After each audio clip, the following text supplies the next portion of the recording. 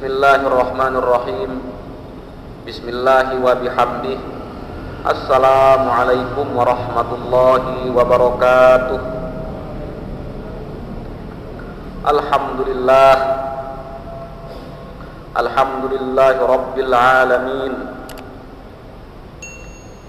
Ar-Rahmanir Rahim, Maliki yaumiddin.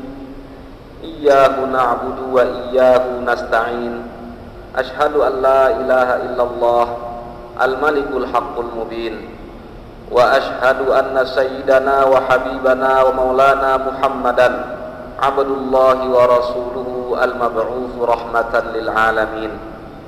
Allahumma salli wa sallim wa barik ala hadzal nabiyil karim wa ala alihi at-tayyibin at-tahirin wa ala sahabatihi ajma'in. Amma ba'du. Al-mu'takifin wal mu'takifat, jemaah i'tikaf Masjid Besar At-Taqwa Pancor, yang mudah-mudahan Allah Subhanahu wa taala senantiasa menolong kita, membantu kita untuk istiqomah berzikir kepada Allah Subhanahu wa taala, istiqomah untuk memperbaiki ibadah kita kepadanya, istiqomah untuk meneruskan ketaatan-ketaatan kita kepada perintah-perintahnya. Bapak-bapak, ibu yang kami hormati dan muliakan, kembali kita bersama surat Ghafir yang pada ayat 20, 21, 22 yang minggu lalu kita sama-sama mengambil sedikit di antara lautan faedahnya, betapa Allah Subhanahu wa taala menguatkan, cara Allah menguatkan Rasulullah sallallahu alaihi wasallam. Salah satunya adalah memberitahukan Nabi bahwa nabi-nabi terdahulu itu hinaan yang mereka hadapi, tantangan yang menghalangi dakwah mereka, bahkan orang-orang atau manusia-manusia yang menghalangi dakwah nabi-nabi terdahulu itu, kalau dilihat dari ukuran fisik dan kekuatan, jauh lebih kuat daripada kafir Quraisy yang menentang dakwah Nabi. Pemberitahuan dari Allah tersebut, pertama untuk menguatkan Nabi, yang kedua sebagai bentuk agar orang kafir Quraisy itu waspada dan tahu diri.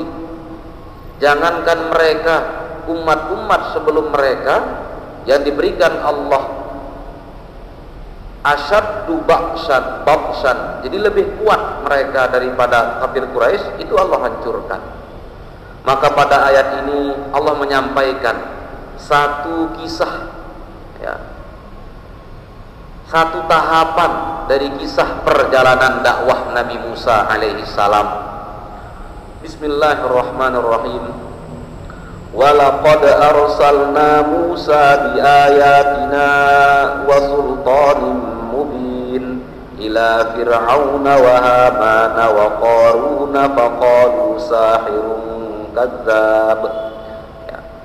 Dari ayat 23 ini Allah Subhanahu wa taala menceritakan kepada Nabi, memberitahukan Nabi Muhammad sallallahu alaihi wasallam satu kisah ketika Nabi Musa berdakwah kepada Fir'aun, kepada Haman, kepada Qarun. Dan Allah Subhanahu wa taala benar-benar telah mengutus Nabi Musa dilengkapi dengan penopang dakwah. Dakwah Nabi Musa itu diberikan topangan, diberikan tiang oleh Allah. Penopang pertama adalah biayatina, mukjizat.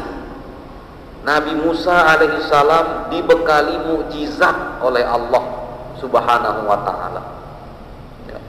Mukjizat itu amrun khariqun lil adah, makrunun bit tahaddi.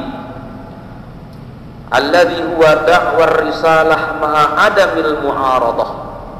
Yang namanya mukjizat adalah amrun, sesuatu yang khariqun lil adah, tidak sesuai dengan hukum alam, berseberangan dengan hukum alam, ya.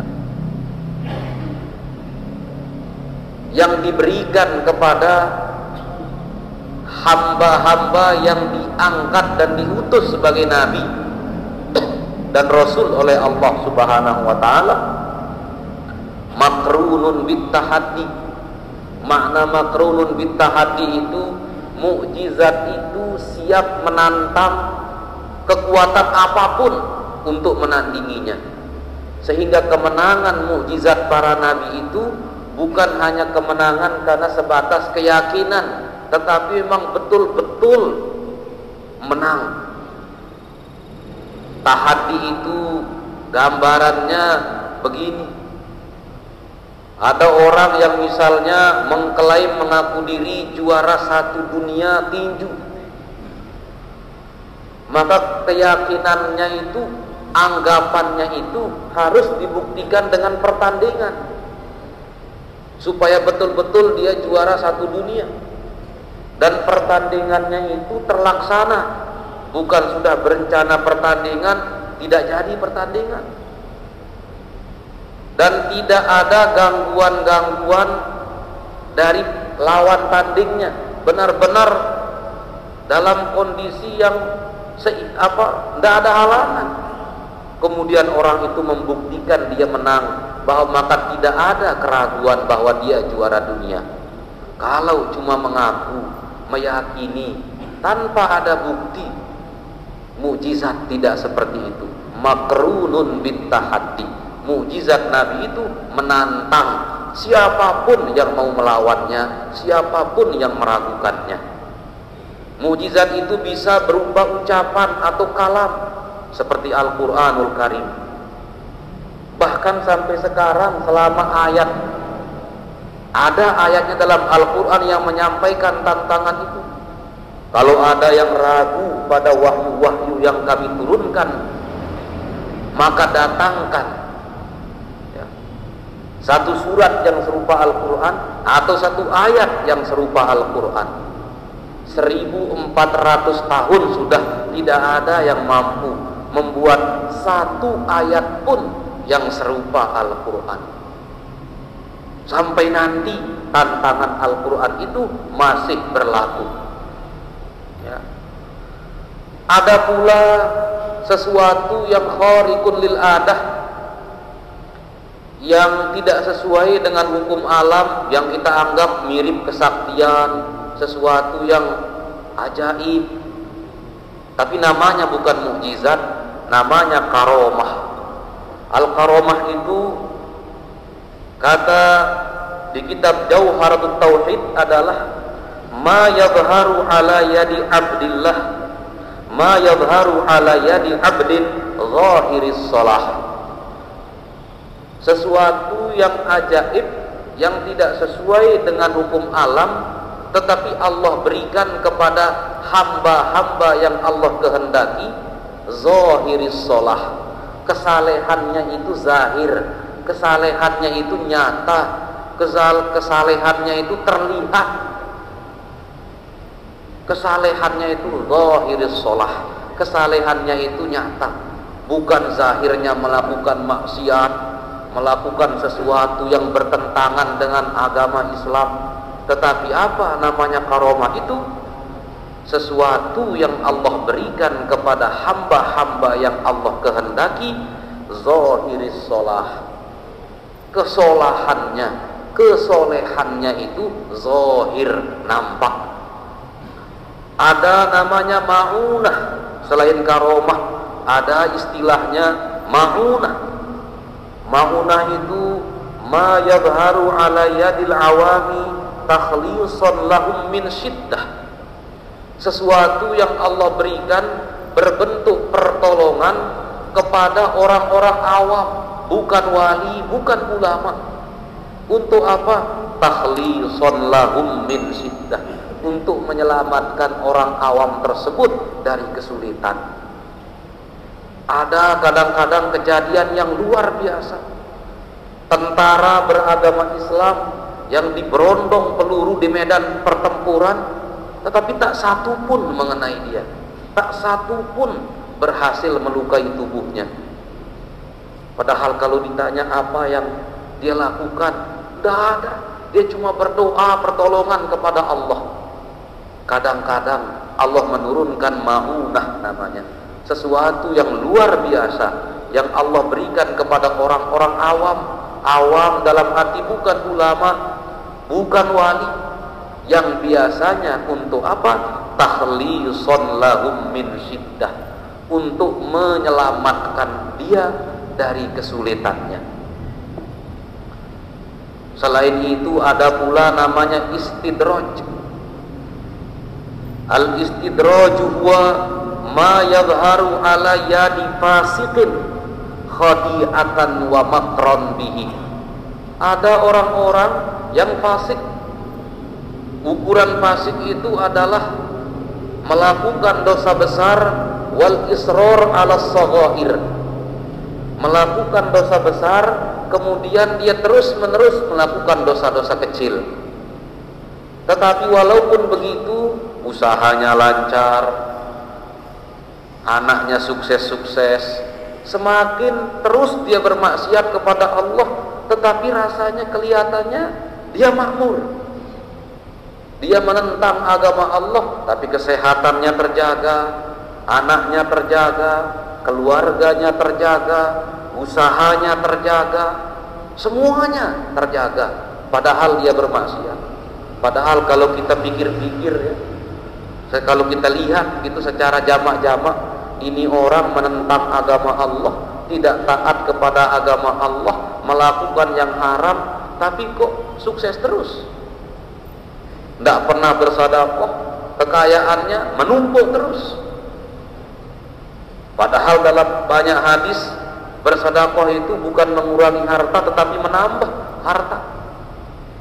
Bisa jadi itu adalah istidraj, kenikmatan yang Allah berikan kepada orang yang melawan agamanya, yang bermaksiat kepadanya, untuk menambah penderitaannya, untuk menambah timbangan-timbangan kesalahannya.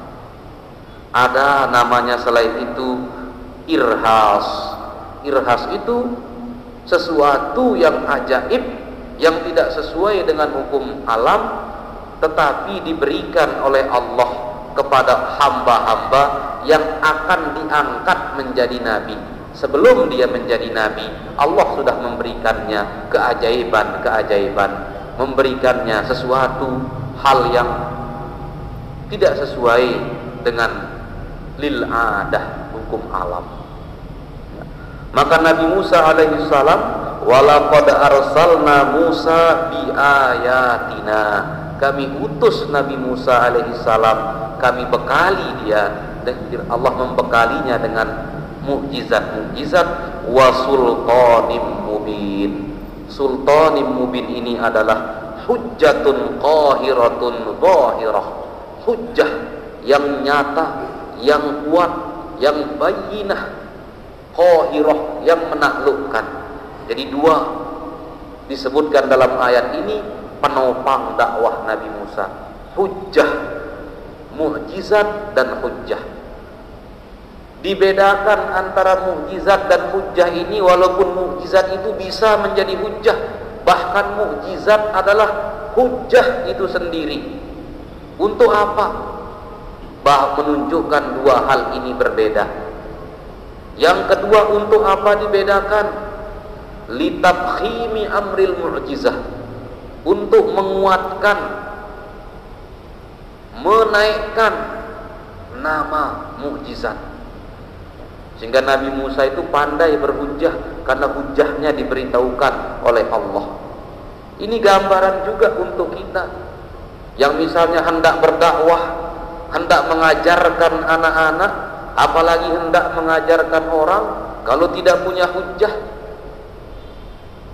sekali ditentang oleh orang, sekali diuji oleh orang, kita seperti apa? Imanuhu lam yakhlu min tardidi, idh kullu man qallada fit tauhidi imanuhu lam yakhlu min tardidi, kata Matan dalam As-Sanusiyah. Apalagi dalam hal keimanan yang tidak ditopang oleh ilmu, keimanan yang tidak dipagari, dijaga oleh ilmu, lam yakhlu min tardidi, keimanan itu bisa mudah digoyang, bisa gampang untuk diombang-ambingkan. Bertahun-tahun dia hidup dengan didikan agama, tetapi begitu disentuh oleh satu hal yang meragukan ketika kuliah misalnya, bisa-bisa dia menjadi ateis. Bisa-bisa dia menjadi ateis, tidak percaya pada Allah, tidak percaya. Kenapa? Tidak punya hujah, ilmu agamanya tidak ditopang oleh agamanya itu, tidak ditopang oleh ilmu. Bapak-bapak, ibu yang kami hormati dan muliakan, ila fir'auna wa hamana wa qarun. Tiga tokoh ini disebut oleh Allah, Haman dan Qarun. Dalam ayat lain disebutkan Qarun itu disebutkan sebagai umat Nabi Musa alaihissalam. Ada ayat-ayat yang secara khusus menceritakan tentang Qarun dalam Al-Quran. Haman ini adalah tim ahli kepercayaan Fir'aun.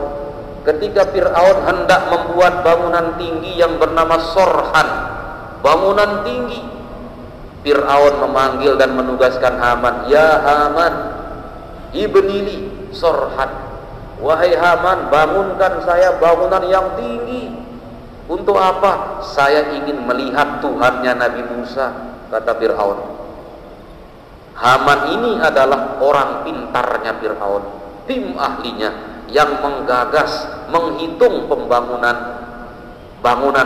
yang tinggi pada masa Fir'aun, seping, piramida, obelisk namanya, kuil-kuil yang tinggi yang masih ada sampai sekarang. Arsiteknya, orang pintarnya adalah Haman. Tiga tokoh. Tetapi apa jawaban yang Nabi Musa terima? Nabi Musa berdakwah kepada Fir'aun, kepada Haman, kepada Qarun. Nabi Musa dibekali mukjizat sehingga tongkat Nabi Musa melahap habis tali-tali sihir yang dilemparkan oleh anak buah Fir'aun. Bukti-bukti juga sudah Nabi Musa punya, hujah-hujah yang kuat. Apa kata Fir'aun? Faqalu sahirun kadzdzab, annahum wasafuhu bikaunihi sahiron kadziban. Kata mereka, engkau bukan nabi, tapi engkau adalah penyihir, penyihir yang licik. Sahirun kadzdzab, penyihir yang licik, pembohong. Tongkatmu itu bukan mukjizat, itu sama dengan anak buah penyihir-penyihir saya yang bisa menyulap tali sehingga kelihatan seperti ular. Perbedaan utama antara mukjizat dengan sihir adalah mukjizat itu benar-benar tongkat Nabi Musa berubah menjadi ular ala sabilil haqiqah, benar-benar berubah. Sedangkan sihir itu ala sabilil khida, tipuan. Bukan benar-benar dia menjadi ular, tetapi dia nampak seperti ular. Sehingga Nabi Musa diingatkan ketika adu mukjizat dan sihir itu, la takhaf, jangan takut. Karena sihirnya anak buah Fir'aun itu ala sabilil khida, tipuan. Entah itu menipu penglihatan, ya, sehingga yang tali terlihat seperti ular. Dia kira mukjizat Nabi Musa alaihissalam itu setara dengan apa yang penyihir-penyihir itu lakukan. Maka Fir'aun mengatakan, Anda adalah penyihir, walaupun sihir Anda mengalahkan sihir anak buah saya, tetapi engkau bukan nabi. Sahirun kadzdzab, ya. Itu yang kedua. Yang pertama. Yang kedua, falamma ja'ahum bil haqqi min indina qalu qtulu abna'al ladzina amanu ma'ahu wastahyu nisa'ahum wa ma kaidul kafirina illa fi dhalal. Yang kedua, padahal semua Nabi Musa alaihissalam ja'a bil haqqi, datang dengan apa yang disebut di atas tadi, bil ayah, bi ayatillah, dengan mukjizat dari Allah, dengan al hujjah al qahirah, bukti-bukti dan dalil-dalil yang kuat. Apa kata Fir'aun? Qalu, ya, bunuh anak-anak kecil yang menjadi umat anak pengikut Nabi Musa alaihissalam. Fir'aun merencanakan untuk membunuh anak-anak kecil, abna, yaitu yang laki-laki. Ini berbeda dengan ketika Nabi Musa alaihissalam lahir. Fir'aun memerintahkan untuk membunuh anak laki-laki dari Bani Israel berdasarkan mimpi seseorang, kemudian diberitahukan mimpi itu kepada Fir'aun. Ini terjadi ketika Nabi Musa sudah diangkat menjadi nabi, berdakwah kepada Fir'aun, kemudian Fir'aun mengumumkan akan membunuh anak-anak laki-laki yang menjadi pengikut Nabi Musa alaihissalam. Apa artinya? Fir'aun tidak mengancam untuk membunuh Nabi Musa. Fir'aun tidak mengancam untuk membunuh ibu-ibu dan laki-laki dewasa. Tetapi Fir'aun mengancam untuk membunuh anak-anak kecil. Agar apa? Tidak ada regenerasi dakwah. Dakwah itu tidak ada lanjutannya. Yang tua tidak lama lagi hidupnya secara zahir, tua, lemah, kemudian akan meninggal. Sementara anak-anak, dia akan tumbuh menjadi remaja, menjadi pemuda yang akan melanjutkan dakwah orang-orang yang sudah sepuh, orang-orang yang sudah lingsir. Maka Fir'aun langsung mengambil strategi, biarkan yang tua-tuanya ini, tetapi jangan sampai anak-anak mereka ini hidup dan mengikuti dakwah Nabi Musa. Habisi anak-anak mereka. Fir'aun menangkap betapa pentingnya anak-anak dalam perjalanan keyakinan yang Fir'aun yakini. Kita juga seperti itu. Ucapan Fir'aun ini mengisyaratkan kepada kita betapa anak-anak yang sekarang mungkin di TK, di SD, di SMP itu adalah apa? Imtidadun lihayatil aba, adalah perpanjangan usia dari bapak-bapaknya. Anak-anak itu adalah imtidadun lihayatil aba, perpanjangan umur dari orang tuanya. Sehingga agama bahkan kalau tidak sejak awal kita mengajar anak-anak kita, boleh jadi ketika dia dewasa, semakin lama semakin sedikit yang memegang agama ini. Kalau kita tidak menjaga, membimbing anak-anak kita. Bahkan dalam berdakwah pun banyak yang menargetkan, memprioritaskan anak-anak muda, usia remaja. Karena bagaimanapun sekali lagi merekalah yang menjadi penerus dari para orang tua yang sudah sepuh. Ancaman Fir'aun itu yang pertama. Yang kedua adalah akan menghabisi anak-anak, ya, yang mengikuti atau anak-anak dari pengikut Nabi Musa. Fa'inda hadza, dalam kesempatan itu, amaro, Fir'aun memerintahkan biqatli abna'il ladzina amanu ma'ahu. Fir'aun memerintahkan untuk membunuh anak-anak yang menjadi pengikut Nabi Musa, li'alla yansha'u ala dini Musa, agar mereka tidak tumbuh menjadi pengikut Nabi Musa. Nanti semakin kuat agama Nabi Musa, ya. Tetapi Allah menyampaikan, wa ma kaidul kafirina illa fi dhalal. Wa ma'nahu anna jami'a ma yas'auna bihi min mukayadati Musa wa mukayadati man amana ma'hu itu yabtulu, dia langkah apapun, jurus apapun yang Fir'aun pikirkan dan gunakan untuk menghalangi gerakan dakwah Nabi Musa alaihissalam, Allah menyampaikan fi dolal, tidak ada fungsinya, tidak akan berfaedah. Dolal itu dia hilang, dolalun itu diaun, rencana-rencana, gerakan-gerakan, sikap-sikap, keputusan-keputusan yang diambil oleh penguasa dan raja yang bernama Fir'aun untuk membendung gerakan gerbong dakwah Nabi Musa alaihissalam, Allah sudah sampaikan kepada Nabi Musa itu tidak akan berfaedah. Dakwah Nabi Musa alaihissalam akan terus berjalan dan tidak bisa untuk dihalangi, apalagi untuk diberhentikan. Bapak-bapak, yang ibu-ibu yang kami hormati, yang ketiga, setelah membangun cerita, membangun isu bahwa Nabi Musa itu bukan nabi tetapi penyihir, itu kuat.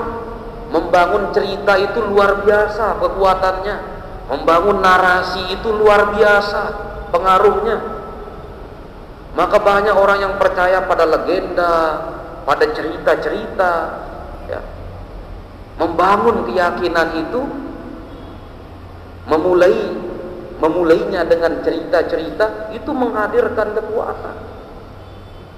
Banyak di antara kita yang tidak menyaksikan langsung karomah para wali, karomah para ulama, tetapi kita diceritakan oleh guru-guru kita yang pernah menyaksikannya, yang pernah diajarkan, dan kita tumbuh dalam keyakinan bahwa wali-wali itu diberikan karomah oleh Allah, kendati tidak pernah kita melihatnya.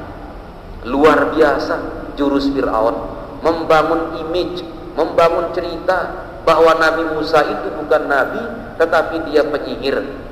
Padahal saat itu Nabi Fir'aun sudah kalah, tapi dia berusaha untuk membangun cerita. Yang kedua, Fir'aun membuat peraturan untuk membunuh anak-anak dari pengikut Nabi Musa, agar dakwah Nabi Musa itu jika tidak bisa dikalahkan sekarang, tetapi dia tidak punya penerus dari dakwah itu, dia tidak punya penerus. Yang ketiga, langkah yang diambil Fir'aun untuk menghalangi Nabi Musa adalah wa qala fir'aunu daruni aqtul Musa wal yad'u rabbah. Puncaknya adalah mari biarkan saya membunuh Nabi Musa, kata Fir'aun. Sedemikian kuat Nabi Fir'aun merancang fitnah untuk merusak image Nabi Musa, bahkan merencanakan pembunuhan kepada pengikut Nabi Musa. Puncaknya adalah Fir'aun, zaruni, biarkan saya, utrukuni. Untuk apa? Aqtul Musa, membunuh Nabi Musa langsung, menghabisi ya, Nabi Musa secara langsung. Para ulama bertanya, mengapa Fir'aun mengucapkan biarkan saya membunuh Nabi Musa? Padahal Fir'aun itu raja, tidak perlu dia mengatakan kepada anak buahnya, tidak perlu dia mengatakan kepada pasukan-pasukannya, biarkan saya membunuhnya. Dia cukup menurunkan perintah. Mengapa ulama menyampaikan beberapa kemungkinan? Karena wa qala fir'aunu daruni aqtul Musa wa hadzal kalam, potongan ayat tadi itu kaddalalati, seolah menjadi petunjuk ala annahum kanu yamna'unahu min qatlihi, bahwa sebelumnya pembesar-pembesar Fir'aun itu tidak mengusulkan kepada Fir'aun agar Fir'aun membunuh Musa alaihissalam. Para penasehat Fir'aun itu mengusulkan agar Fir'aun tidak membunuh Nabi Musa. Ya. Sehingga puncaknya Fir'aun malah mengatakan kepada pembesar-pembesarnya, biarkan saya bunuh dia sekarang. Ya. Mengapa para penasehat Fir'aun mencegah langkah Fir'aun untuk membunuh Nabi Musa sebelumnya? Ada beberapa kemungkinan. Al-Imam Hasan Al-Basri menyatakan, anna ashabahu qalu lahu, penasehat-penasehat, sahabat-sahabat Fir'aun berkata kepada Fir'aun, la taqtulhu, jangan bunuh Nabi Musa, fa innama huwa sahirun dha'ifun wa la yumkinuhu an yaghliba saharataka, jangan bunuh dia, masih ada penyihir-penyihir kita untuk melawan Nabi Musa itu, dan dia akan kalah. Wa in qataltahu adkhalta syubhata 'alan nas, kalau engkau langsung bunuh Nabi Musa, adkhalta syubha 'alan nas, nanti rakyat, nanti orang-orang akan berpikir bahwa Nabi Musa itu benar, Nabi Musa itu benar, sehingga dia harus dihabisi oleh Fir'aun. Kalau Nabi Musa langsung dibunuh oleh Fir'aun, para penasehatnya menyatakan nanti image, nanti ada berita yang berkembang di masyarakat, Fir'aun tidak mampu melawan Nabi Musa, maka langsung dia bunuh Nabi Musa. Fir'aun itu tidak gentle, takut kepada Nabi Musa, maka tidak mau bertanding, tidak mau beradu. Ya. Maka itu bisa berbahaya untuk Fir'aun kalau rakyatnya sudah berpikir Fir'aun itu lemah. 3 hal ini yang insya Allah kita sambung penjelasannya pada minggu depan adalah langkah-langkah dari seorang raja yang memiliki kebijakan, yang memiliki keputusan dengan mempertimbangkan kekuasaannya, rakyatnya, kelanggengan agama yang ia yakini, sehingga langkah-langkah Fir'aun ini adalah langkah-langkah dari orang besar yang menghadapi Nabi Musa alaihissalam. Mudah-mudahan ibroh-ibroh yang Allah titipkan pada qasas Qur'ani, kisah-kisah Al-Quran ini betul-betul menjadi ibroh untuk kita semua. Allahumma ja'alna minal ladhina yastami'una al-qawla fayattabi'una ahsana. Allahumma taqabbal minna innaka antas sami'ul alim wa tub alaina innaka antat tawwabur rahim. Wallahul muwaffiq wal hadi ila sabilir rasyad. Wassalamu alaikum warahmatullahi wabarakatuh.